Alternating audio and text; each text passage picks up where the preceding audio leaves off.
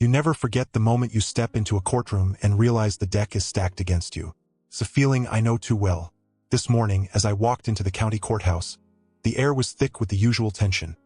Whispers, wary stares, the rustling of papers as attorneys prepared to fight battles that were, more often than not, already decided before the first piece of evidence was presented.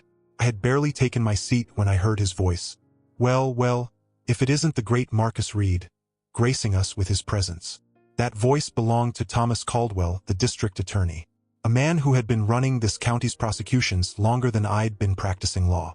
White-haired, sharp-eyed, and always carrying himself with the smug assurance of someone who had never truly been challenged. I turned slowly, adjusting my tie. "Morning to you too, Tom," he smirked. "Hope you brought your A game today. Would hate for you to embarrass yourself in front of the jury." I knew exactly what he meant by that. It wasn't about my skill or my experience. It was about me, who I was. A black man in a tailored suit daring to stand toe-to-toe with him in his arena. He wanted me rattled, off balance before the trial even started. I didn't bite. "Funny. I was just thinking the same thing about you." He scoffed and turned back to his notes, but I saw the tightness in his jaw.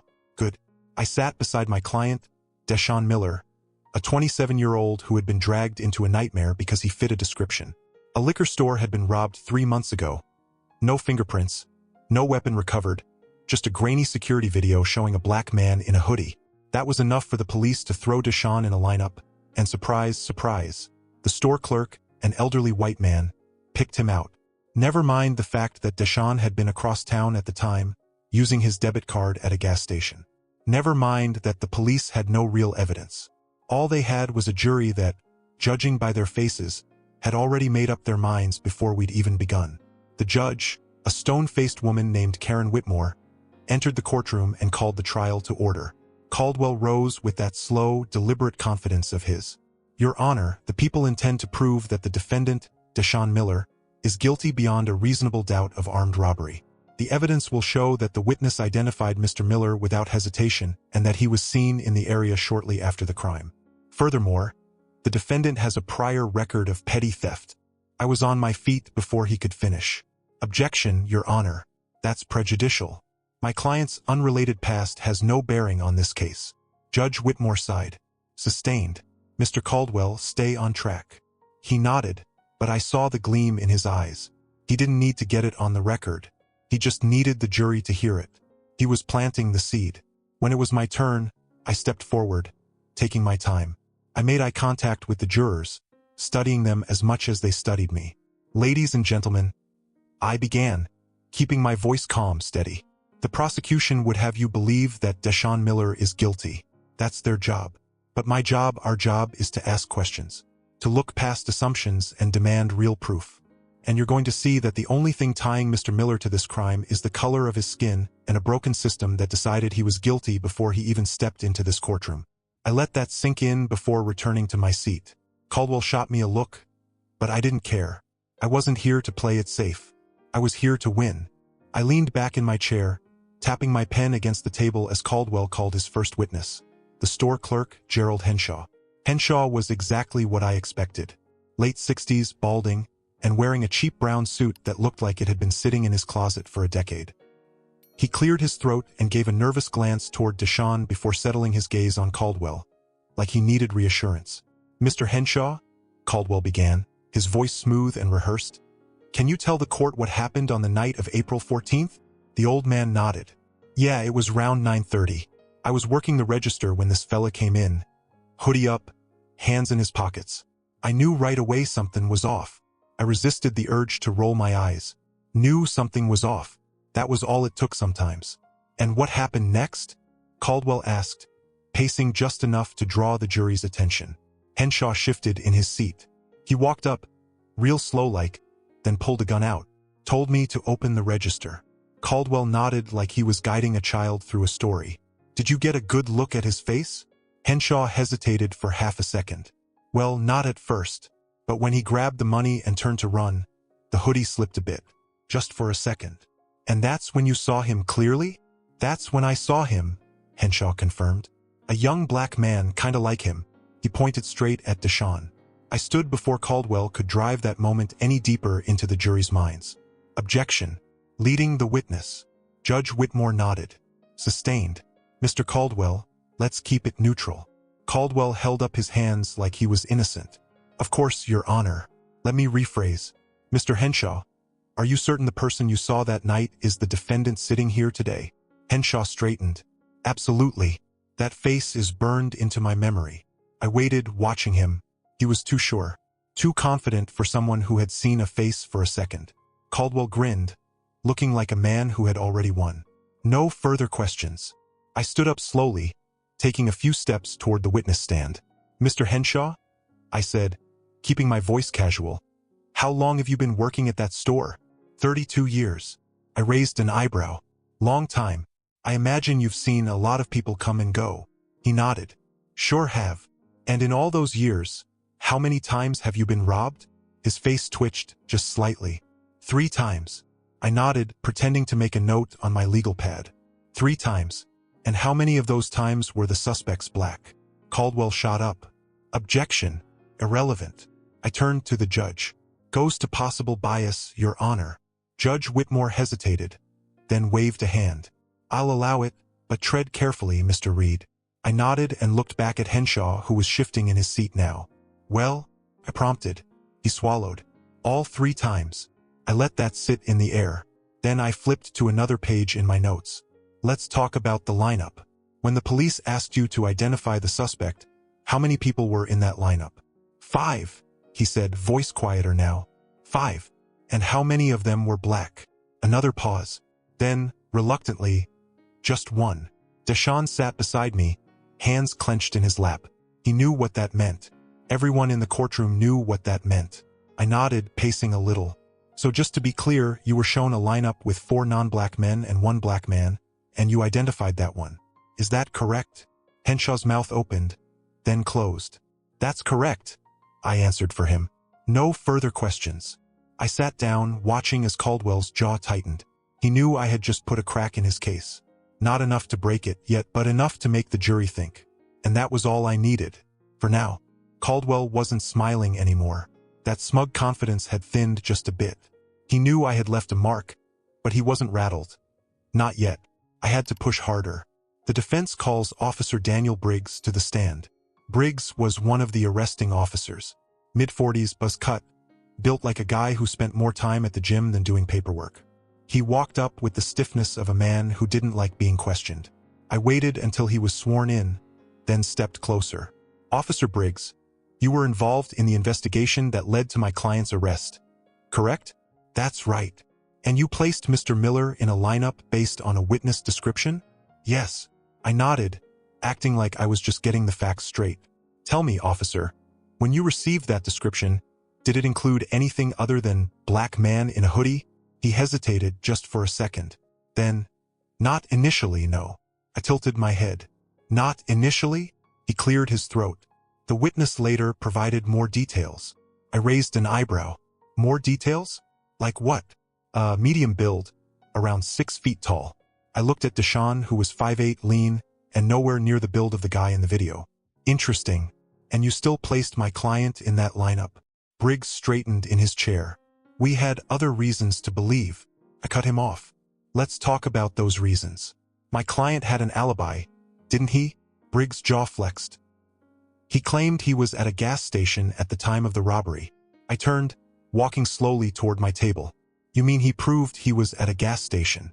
You reviewed his bank records, didn't you? Silence. Officer Briggs? Finally, he muttered. Yes, we reviewed them. And what did those records show? He exhaled through his nose. That his debit card was used at a gas station. At 9:27 p.m., I added, which is 3 minutes before the robbery took place, at a location 5 miles away. No response. I turned to the jury, letting that sink in. So, let's be clear. My client was 5 miles away, paying for gas, and yet you still arrested him? Briggs shifted. The transaction could have been made by someone else. I nodded like I understood. Sure, but did you check the surveillance footage from that gas station? Briggs' lips pressed into a tight line. I'll take that as a no. I let out a small laugh, shaking my head. Officer Briggs, did you ever consider anyone else as a suspect? Or did you stop looking the second you had a young black man to pin this on? Caldwell shot up. Objection. Argumentative. Judge Whitmore sighed. Sustained. Mr. Reed, watch yourself.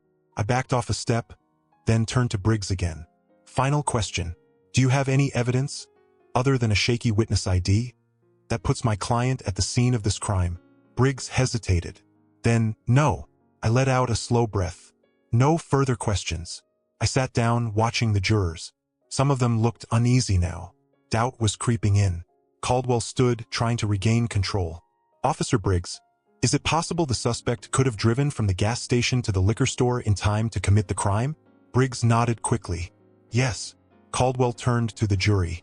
So while the defense wants you to believe this alibi is airtight, the reality is that there was time for the defendant to commit the robbery. I leaned back, letting him have his moment, because he had just walked into my trap. The second he sat down, I stood again. Your Honor, the defense would like to submit new evidence. Caldwell frowned. New evidence? I ignored him and handed a document to the bailiff, who passed it to the judge. This is a time-stamped photo from the gas station's security camera, I explained. And in that photo, taken at 9:29 p.m., you can see my client standing at the counter, waiting for his receipt. I turned to the jury. This means he was still inside the gas station 1 minute before the robbery happened. Unless he teleported, there's no way he could have done it. The courtroom went silent. I caught Caldwell's expression, tight, furious. He knew this should have ended it. But we both knew he wasn't going to let it go that easily. Caldwell should have folded. A competent prosecutor, one who actually cared about truth, would have seen the writing on the wall and cut his losses. But that wasn't Caldwell's style. I watched as he adjusted his tie and stood, trying to act unfazed. The prosecution calls Detective Alan Fisher to the stand. Fisher was the lead investigator on the case. Late 50s, grizzled, the kind of cop who had spent decades believing his instincts were more reliable than facts. He took the stand like he owned it, nodding to Caldwell like they were old friends. Caldwell didn't waste time. Detective Fisher, in your professional opinion, did you have probable cause to arrest the defendant? Fisher nodded. Absolutely. And why is that? Well, first, we had a positive ID from the victim. I clenched my jaw. We'd already proven that ID was worthless. Fisher continued. And second, the defendant's alibi wasn't as solid as the defense wants you to believe. I narrowed my eyes. Here we go. Caldwell feigned curiosity. How so? Fisher sat forward like he was about to reveal a big secret. We obtained traffic camera footage showing a black sedan speeding down the highway toward the liquor store around the time of the crime. I exhaled slowly. I already knew where this was going. Caldwell turned dramatically toward the jury. And who owns a black sedan? Detective Fisher? Mr. Miller. A low murmur rippled through the courtroom. Caldwell let the moment linger, then stepped back. No further questions. I stood up, straightened my jacket, and approached the stand. Detective Fisher, let's talk about this black sedan. You said it was speeding toward the liquor store? That's correct. I nodded like that was interesting. Tell me, did you ever confirm that my client was inside that vehicle? Fisher hesitated. We couldn't make out the driver's face. I took a slow step closer. You couldn't make out the driver's face, but you still used that footage to justify an arrest? Fisher squared his shoulders. It was enough to raise suspicion. I let out a small laugh. Enough to raise suspicion, right? I turned toward the jury. Ladies and gentlemen, let's break this down. The police found footage of a car. Not a person, a car, and they just assumed my client was driving it. That's their case. That's what they want you to believe. Fisher's face darkened. I wasn't done. I turned back to him. Detective, are you aware of how many registered black sedans are in this county? Fisher shifted uncomfortably. I don't have that number. Well, I do. I grabbed a sheet of paper from my table and held it up. According to the DMV, there are over 3,000 black sedans registered in this county alone. So, tell me, Detective, why did you assume the one on that grainy traffic cam belonged to my client? Silence. I took another step, my voice steady but sharp. Because it was easy? Caldwell shot up. Objection. Counsel is badgering the witness. I turned to Judge Whitmore. Withdrawn. Then I looked back at Fisher. One more question, Detective. Did you check the GPS history of my client's vehicle? Fisher's mouth opened, then shut. You didn't, did you? I asked, answering for him. If you had, You would have seen that my client's car never left his neighborhood that night. But you didn't bother checking because you weren't looking for the truth. You were looking for a suspect you could close this case on. Fisher gritted his teeth, but he didn't say a word. I turned to the judge. Your Honor, I move to suppress the prosecution's use of the traffic camera footage as evidence. It's purely speculative and serves only to mislead the jury. Judge Whitmore hesitated. She knew this case was unraveling. Finally, she sighed. Motion granted.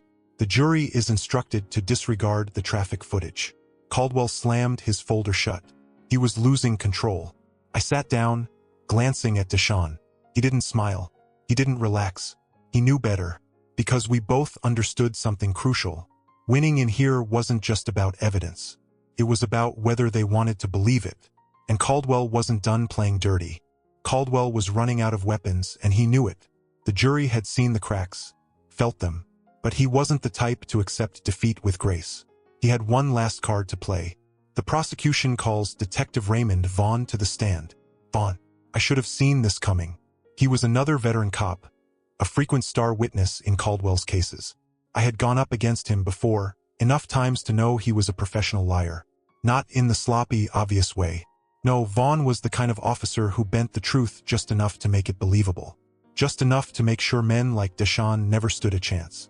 He took the stand with a slow, deliberate walk. The kind of walk that told the jury I'm the authority here. Trust me. Caldwell wasted no time. Detective Vaughn, can you tell us about Mr. Miller's past encounters with law enforcement? I was already standing. Objection. We've already ruled that unrelated incidents have no bearing on this case. Caldwell held up his hands.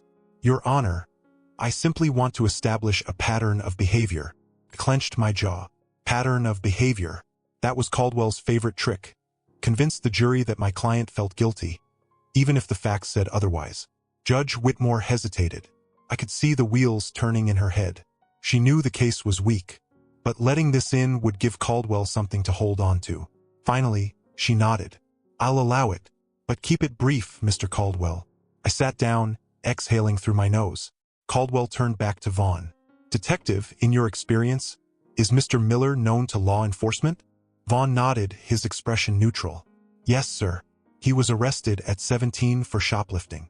I stayed quiet. That had been a dumb teenage mistake. One that DeShawn had paid for.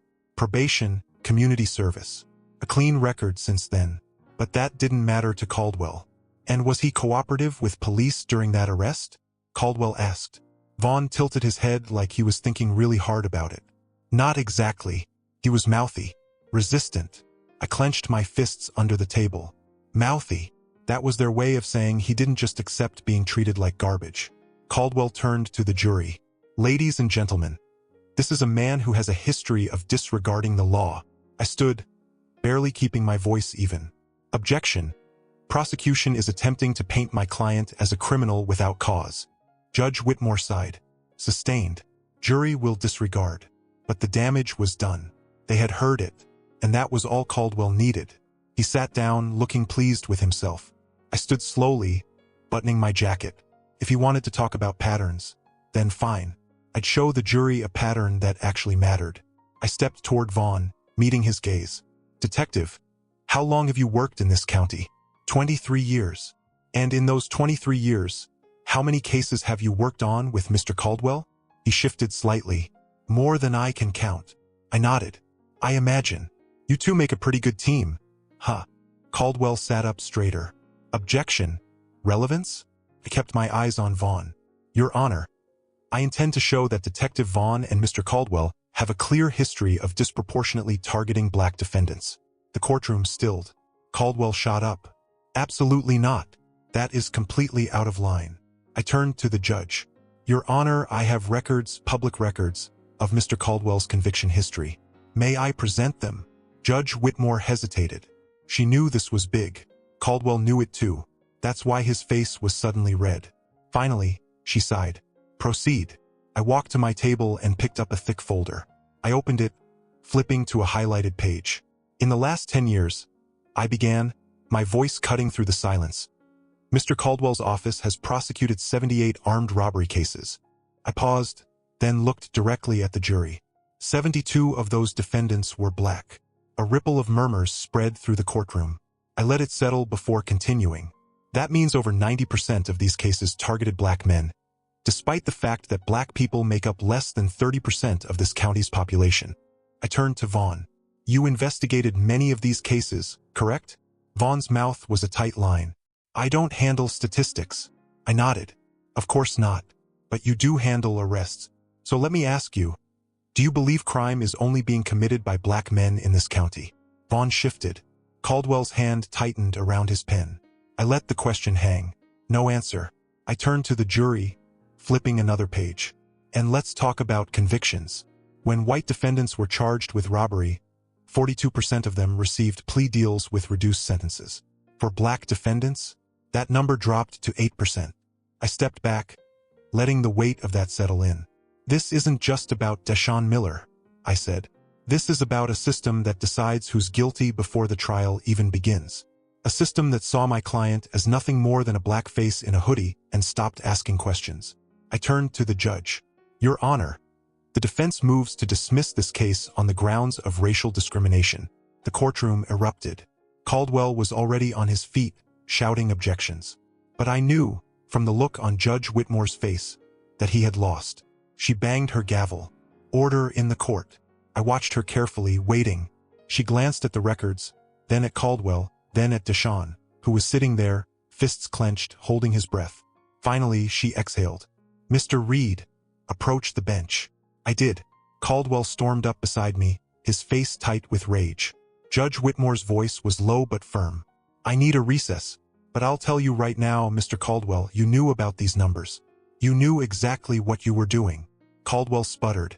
This is absurd. She held up a hand. You don't want me to finish that sentence. I said nothing. I didn't have to. I had done what I came to do. And now all I had to do was wait for her to do what was right. 15 minutes. That's how long Judge Whitmore stayed in her chambers. 15 long, silent, agonizing minutes where nobody moved, nobody spoke, nobody even breathed too hard. Caldwell sat stiff at his table. His jaw clenched so tightly I thought his teeth might shatter. DeShawn was beside me, fingers tapping anxiously against the wood. I placed a hand on his arm, just enough to let him know. Stay steady. We're almost there. When the judge finally returned, the entire courtroom tensed.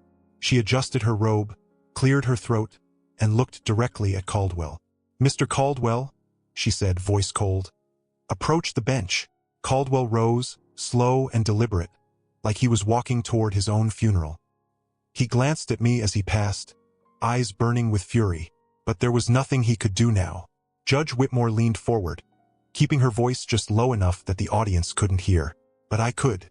Do you have any idea what kind of position you've put this court in? Caldwell lifted his chin. Your Honor, She didn't let him finish. 72 out of 78? She shook her head, disgusted. And you expect me to pretend I didn't just hear that? Caldwell's face flushed. We prosecute cases based on evidence, Your Honor. No, you don't. Her voice cut through the courtroom, and the murmurs started again. She straightened, adjusting her robe with an irritated flick of her hand. I've seen plenty of prosecutorial discretion in my time, Mr. Caldwell. But this? She shook her head. This is a pattern of racial targeting. And you damn well know it. Caldwell's lips pressed into a tight line. She turned to me. Mr. Reed, your motion to dismiss is granted. I felt DeShawn tense beside me, like he wasn't sure he had heard correctly. The judge continued. This court finds that the prosecution has failed to provide credible, unbiased evidence against Mr. Miller. The case is dismissed with prejudice, meaning it cannot be retried. The sound that came next, I'd heard it before. A mix of relief, disbelief, and barely contained joy. DeShawn sucked in a sharp breath. His mother, sitting behind us, let out a quiet sob. But Caldwell was seething. Your Honor, you can't just... She turned to him with a glare sharp enough to cut glass. I can and I did, Mr. Caldwell. And before you even think about arguing, I'd like to remind you that I'll be forwarding these conviction statistics to the State Disciplinary Board for review. Silence. A muscle twitched in Caldwell's jaw. He knew what that meant. He wasn't just losing this case, he was about to lose a lot more. Judge Whitmore banged her gavel. Mr. Miller, you are free to go. It took DeShawn a second to move. a second to process that it was over. Then he turned to me, eyes shining with something I rarely got to see in this line of work. Hope. I smiled, just a little. Told you I had you. We stood together as the bailiff opened the gate. DeShawn's mother rushed forward, pulling him into a fierce hug. I stepped aside, giving them their moment. But as I did, my gaze found Caldwell. He was still at his table, staring at the judge like he wanted to tear the entire courtroom apart. I leaned in slightly, lowering my voice just enough for him to hear. This wasn't just about DeShawn, I murmured.